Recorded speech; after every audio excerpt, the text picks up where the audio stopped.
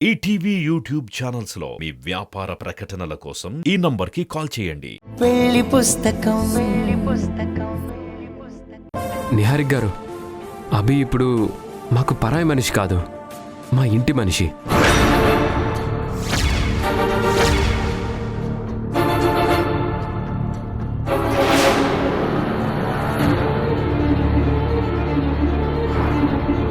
మేమంతా అభిలాష గతాన్ని మర్చిపోయి తనని క్షమించి మామూలుగా మాట్లాడుతున్నాం.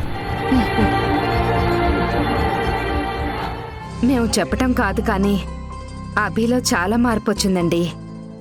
మా అందరితో చాలా గౌరవంగా ఉంటుంది. అదొక్కటే కాదు, సాక్షికి ఎంత సాయం చేస్తుందో తెలుసా? ఉదయం లేచినప్పటినుంచి సాక్షిని కాలు కూడా కింద పెట్టనివ్వడం లేదు.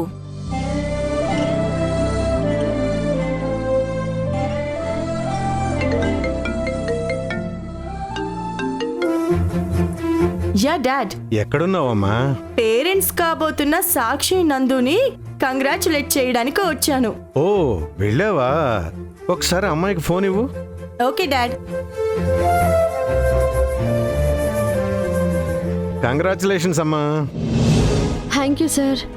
ఇన్ని రోజులు ఒక భార్యగా ఆ ఇంటి వెలుగుగా ఉన్నావు. ఇప్పుడు తల్లిగా ఒక మెట్టు ఎదుగుతున్నందుకు చాలా సంతోషంగా ఉందమ్మా. అవును, నందు అక్కడే ఉన్నాడమ్మా? సార్ చెప్పండి. నేను చెప్పడం కాదయ్యా, పార్టీ ఎప్పుడు ఇస్తున్నావో ముందు అది చెప్పు. మీరెప్పుడంటే అప్పుడే సార్. సరే, డేటు టైము ఫిక్స్ చేసి చెబుతా, రెడీగా ఉండు. కొన్ని రోజులు లీవ్ తీసుకుని అమ్మాయిని జాగ్రత్తగా చూసుకో. సార్ ఇప్పుడే వద్దు, ఆడిటింగ్ జరుగుతుంది కదా. 6 నెలలు నిండిన తర్వాత మన ఆఫీస్ రూల్ ప్రకారం పెటర్నిటీ లీవ్ తీసుకుంటాను. ఇప్పుడు కూడా రూల్స్ అంటున్నావంటే నీకు చెప్పడం నా తరం కాదయ్యా. అమ్మా సాక్షి, జాగ్రత్త అమ్మా. సరేనండి. Okay dad, bye. బాయ్ తల్లి.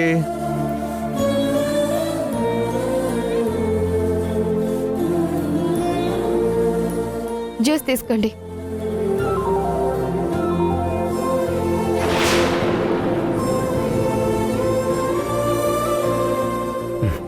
నిహారిక్ గారికి.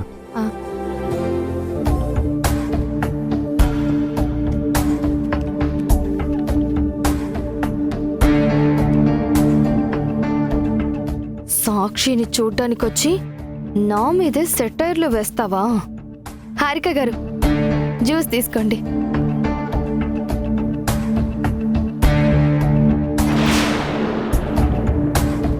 తీసుకోండి.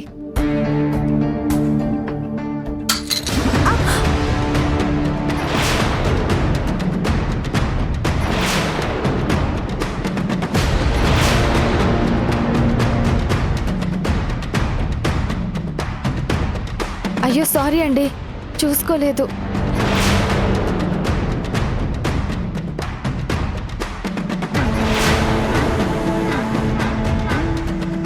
ఉండండి, నేను క్లాత్ తీసుకొస్తాను. సాక్షి ఆగు. సాక్షి, నువ్వెక్కడికి వెళ్తున్నావు? నీ పనులన్నీ చేయడానికి అభి ఉంది కదా.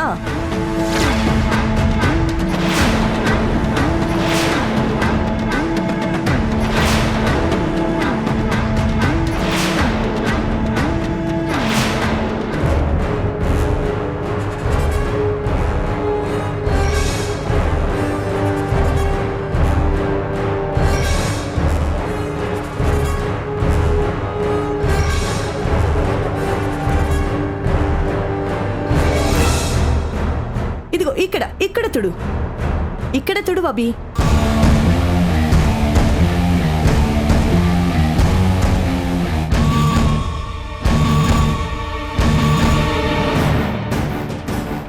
అక్కడ కూడా ఉంది, అక్కడ కూడా తుడు.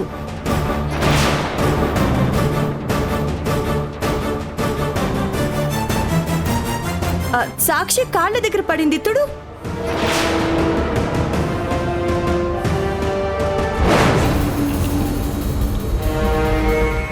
చెప్తే ఏమో అనుకున్నాను కానీ అభి చాలా పని చేస్తుందండి. తుడు ఇంక చాలే. ఓకే నందు, నేను బయలుదేరుతాను. Once again congratulations to both of you. Thank you. Thank you.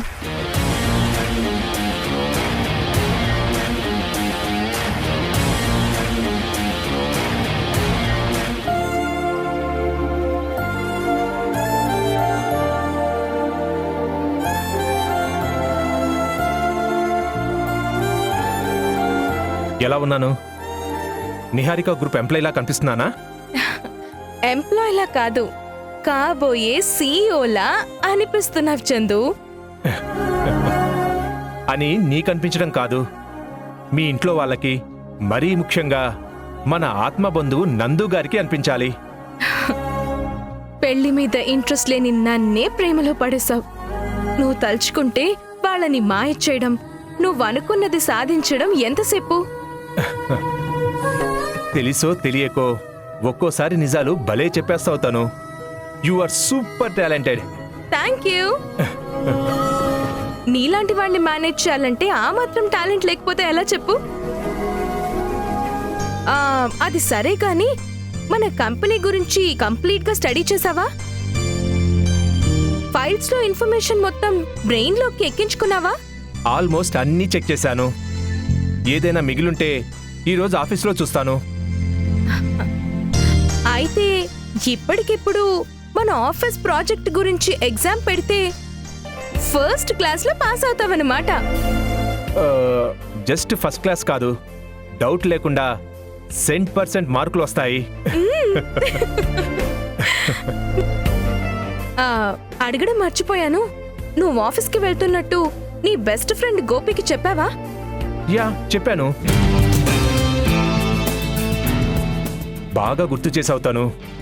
ఈ జాబ్ గురించి చెప్పాల్సిన పర్సన్ వేరే ఉన్నారు. వేరే పర్సనా? ఎవరు? నీకు తెలియదులే, కొత్తగా పరిచయం అయ్యారు.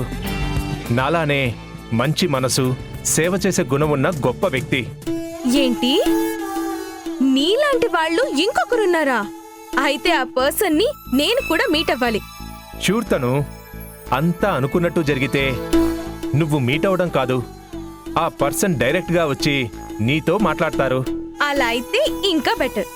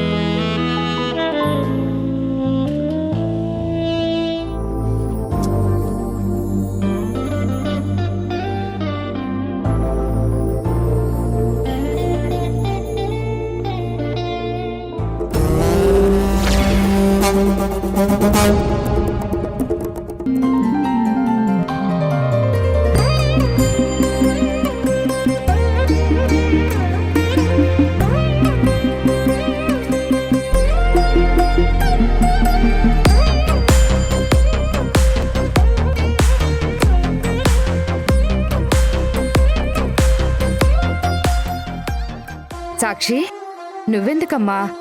నాకు చెప్తే నేను చేసేదాన్ని కదా. పర్లేదు ఆంటీ, నేను చేస్తానులే.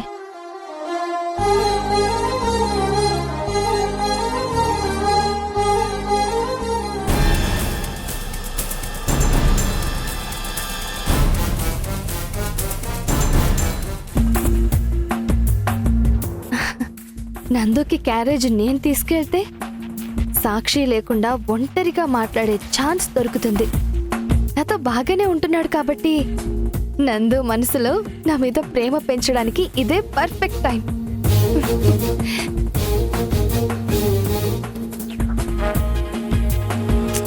సాక్షి, నువ్వు గదిలో నుండి బయటికి ఎందుకు వచ్చావు? నీకేం కావాలన్నా రూమ్లోకి తీసుకొస్తానంటే నువ్వు కిచెన్లోకి వచ్చి పనులు చేస్తున్నావా? దీనికే ఎందుకంత కోపడ్డం? ఇది చిన్న పనే కదా అభి. చిన్నదో పెద్దదో నీకు సేవలు చేయడానికి మేమంతా ఉన్నప్పుడు నువ్వు హ్యాపీగా రెస్ట్ తీసుకోవాలి కానీ ఇలా రూమ్ దాటి బయటకెందుకు వచ్చావు? రా ముందు నువ్వు రా. ఆ, రా అమ్మ, నువ్వు కూడా రా. ఆ, అయ్యో కూర్చో అభి. కూర్చో. అమ్మా, నువ్వు సాక్షి పక్కనే కూర్చో. కూర్చో అమ్మా. ఏంటి కాపలానా? అవును, నీ పక్కన ఒక మనిషి లేకపోతే నిన్ను కంట్రోల్ చేయడం చాలా కష్టం. ఇక్కడే కూర్చో.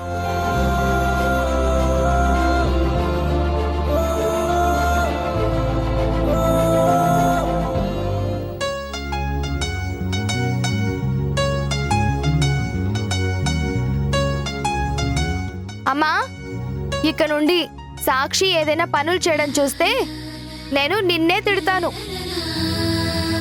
ఆంటీని ఎందుకు తిడతావు అభి?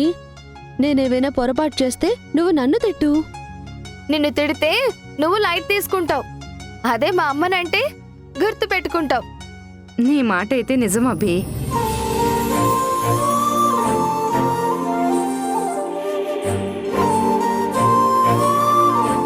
అమ్మా, నేను వెళ్ళి నందుకి బాక్స్ ఇచ్చేసి వస్తాను. నువ్వు వెళ్ళాల్సిన అవసరం లేదభి. డ్రైవర్ వస్తాడు, అతనికి ఇచ్చేస్తే సరిపోతుంది. డ్రైవర్ ఎందుకు సాక్షి? నేను ఖాళీగానే ఉన్నాను కదా. మన వాళ్ళకి మన చేతులతో వడ్డిస్తే ఆ తృప్తే వేరు. ఈరోజు వంట నేనే చేశాను, బాక్స్ కూడా నేనే సర్దాను. అందుకే నేనే వెళ్ళి వడ్డించొస్తాను. కాదనుకు సాక్షి, ప్లీజ్. సరే అభి, వెళ్ళు. Thank you.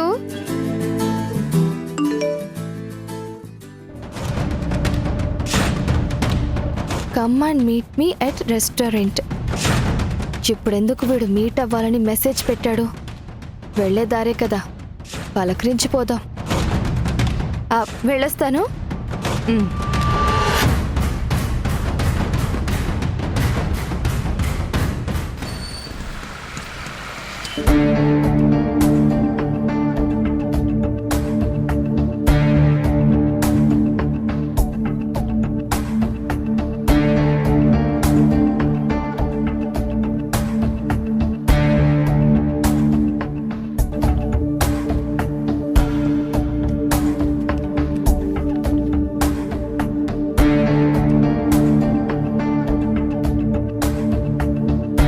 రెస్టారెంట్కి బాక్స్తో వచ్చావేంటి? ఏదైనా స్పెషల్ డిష్ ప్రిపేర్ చేసావా? స్పెషల్ ఏం కాదు, నా మాజీ మొగుడికి లంచ్ పట్టుకెళ్తున్నాను. నువ్వు మెసేజ్ చేస్తే దారిలోనే కదా అని ఇలా వచ్చానంతే. ఏం మాట్లాడుతున్నావు అభి? ఇంకా ఏ కాలంలో ఉన్నారు మీరంతా? నిహారిక గ్రూప్ సీఈఓకి ఇంటి నుంచి లంచ్ బాక్స్ తీసుకెళ్తున్నావా? ఇలాంటి పనులు డ్రైవర్లు చేస్తారు. మన మనిషిగా నిన్ను దగ్గరికి చేరదీస్తారు అనుకుంటే ఆఖరికి పని మనిషిని చేశారన్నమాట. So bad. You're wrong Chandu. ఈ పని నాకు ఎవరో చెప్పింది కాదు, నాకు నేనుగా తీసుకున్నది. ఏంటి? నీకు నువ్వుగా తీసుకున్నావా? ఎందుకు? నాతో మాట్లాడడం స్టార్ట్ చేసిన నందుకి ఇంకా దగ్గరవ్వడానికి. నా మాజీ భర్తని మెల్లగా నా వైపు తిప్పుకోవడానికి. జనరల్గా అయితే లంచ్ బాక్స్ తీసుకోవడానికి డ్రైవర్ వస్తాడు. ఈ రోజు అతను రాకపోయేసరికి నేనే ఆఫీస్కి వెళ్తున్నాను. మరి సాక్షి ఏమనలేదా? ఒక పేషెంట్గా నిన్ను వెళ్ళొద్దు అని చెప్పలేదా? వాళ్ళకి వేరే ఆప్షనే లేదు. ఎందుకంటే సాక్షి తల్లి కాబోతోంది.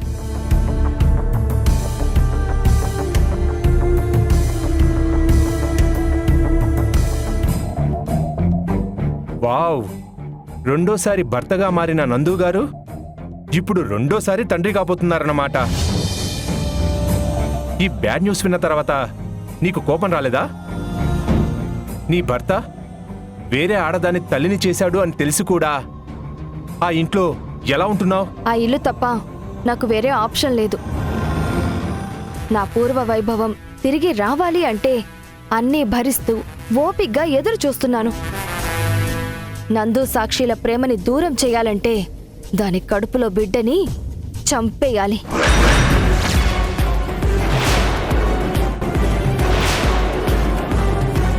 దానికోసం రకరకాల ప్లాన్లన్నీ ఆల్రెడీ నా మైండ్లో ఉన్నాయి. వాటిని అమలు చెయ్యాలి. పులికి వేట, అభిలాషకి ఐడియా ఇవ్వాల్సిన అవసరం లేదని నాకు తెలుసు. కానీ ఏదైనా అవసరమైతే మాత్రం నాకు చెప్పండి. అవును, నువ్వెందుకు మీట్ అవ్వాలని మెసేజ్ చేసావు? ఏంటి విషయం? ఆఫీస్లో, ఇంట్లో నీ ఎక్స్ హస్బెండ్ టార్చర్ ఎక్కువగా ఉంటుంది. ఎవరిని అడిగినా నందగోపాల్ గారు వావ్, సూపర్, పర్ఫెక్ట్ అంటున్నారు. ఇది నాకు చాలా ఇరిటేటింగ్గా ఉంది. నా చిరాకులో అతన్ని నేనేమైనా హర్ట్ చేస్తే మాత్రం మాజీ భర్త కోసం నువ్వేం ఫీల్ అవ్వద్దు. ఆ విషయం చెప్పడానికి ఇక్కడికి రమ్మన్నాను. చూడు చందు, నా కాన్సంట్రేషన్ మొత్తం నందుని నా వైపు తిప్పుకోవడం, సాక్షిని మా ఇంట్లో నుండి తప్పించడం తప్ప ఇంకా వేరే ఆలోచనే లేదు. నువ్వేమైనా చేసుకో, కానీ నా ప్లాన్స్కి మాత్రం నువ్వు అడ్డుపడద్దు. అలా జరగాలంటే నీ ప్లాన్స్ ఏంటో ముందే నాకు చెప్పు. వీలైతే హెల్ప్ చేస్తాను తప్ప ఏమాత్రం డిస్టర్బ్ చేయను. సరే, ఇక నుండి చెప్తాను. ఓకే. నేను నందు ఆఫీస్కి వెళ్ళాలి. ఇప్పటికే చాలా లేట్ అయింది. వెయిట్ అభి, నువ్వు వెళ్ళేది మా ఆఫీస్కే. కలిసి వెళ్దాం పద.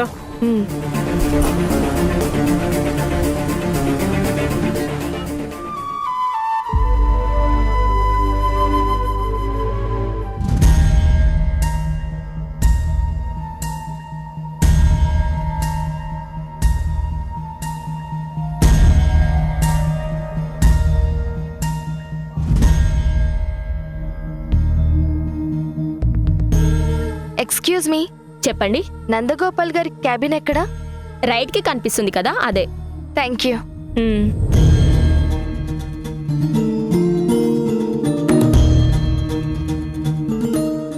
ఏంటలా చూస్తున్నారు? ఈవిడ నందు గారి మొదటి భార్య. ఏంటి మొదటి భార్య?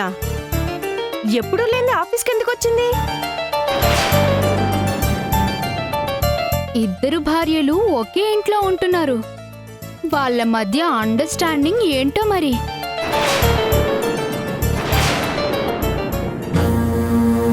నన్ను అడగండి, చెప్తాను.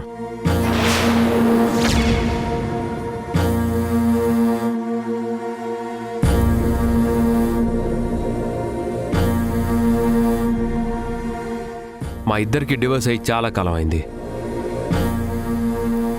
తన హెల్త్ కండిషన్ వల్ల మా ఇంట్లో ఉంటుంది. ఇంతకు మించి మా మధ్య ఏమీ లేదు. Sorry sir. ఒక మనిషి గురించి తెలిస్తే మాట్లాడండి, అంతేగాని ఇలాంటి పిచ్చి పిచ్చి కామెంట్స్ చేస్తే ఊరుకునేది లేదు.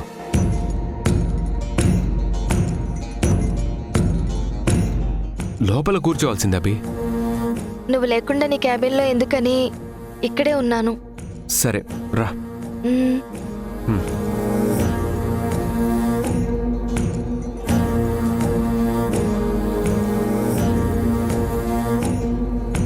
బాక్స్ పంపొద్దని సాక్షికి చెప్పాను, అయినా సరే నీతో ఎందుకు పంపించింది? నేను ఫ్రీగానే ఉన్నాను. బయట ఫుడ్ హెల్త్కి మంచిది కదని తీసుకొచ్చాను. సరే, నువ్వు వెళ్ళు. లేదు, నీకు ఫుడ్ సర్వ్ చేసి తిన్న తర్వాత నన్ను రమ్మంది. నో ప్రాబ్లం అభి, నేను తింటాను. నా కోసం నువ్వు వెయిట్ చేయాల్సిన అవసరం లేదు. వెయిటింగ్ ఏముంటుంది, నువ్వు ఫాస్ట్గానే తినేస్తావు కదా. నువ్వు తినకుండా నేను ఇంటికి వెళ్తే సాక్షి ఫీల్ అవుతుంది.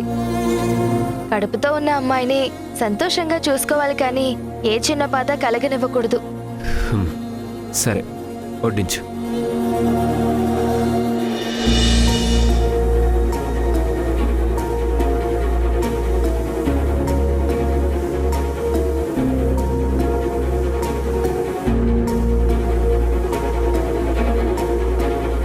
ప్రేమగా వడ్డిస్తూ ఉంటే హ్యాపీగా ఫీల్ అవ్వకుండా ఎందుకు నందు టెన్షన్ పడుతున్నావు? నాతో ఫ్రీగా ఉండు, అప్పుడే కదా మన మధ్య ప్రేమ పుడుతుంది. నువ్వు కూడా భోంచేయి. ఇంటికెళ్ళేసరికి లేట్ అవుతుందేమో కదా. పర్లేదు నందు, నీ ఆఫీసులో నీతో కలిసి భోజనం చేయడం అంటే ఎవరైనా చూస్తే బాగోదు కదా. అయినా ఒక్కరోజు లేట్ అయితే ఏం కాదులే. నీ హెల్త్ కండిషన్ తెలిసి కూడా ఎందుకు ఇలా మాట్లాడతావు అభి? ఇంతకు ముందంటే తెలియదు, కానీ ఇప్పుడు ఇంట్లో అందరికీ నువ్వు క్లోజ్ అయ్యావు. నీకేమైనా జరిగితే తట్టుకోలేరు. అప్పటి వరకు నీ ఆరోగ్యాన్ని నువ్వే కాపాడుకోవాలి. సరే నందు. అయితే నేను నీకు వడ్డిస్తాను.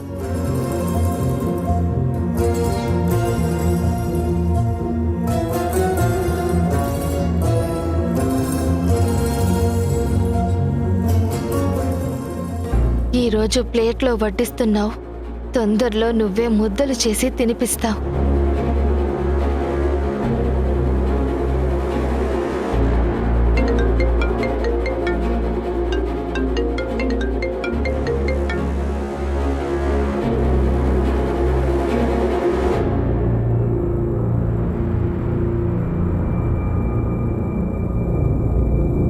అభి, నువ్వు కూడా అక్కడే భోజనం చేస్తున్నావా?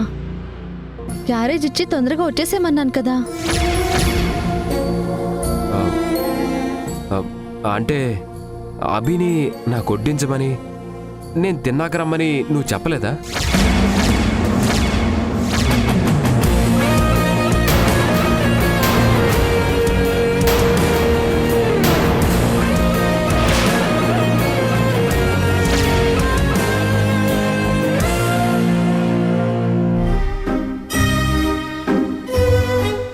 ఏమైంది టెడ్డీ?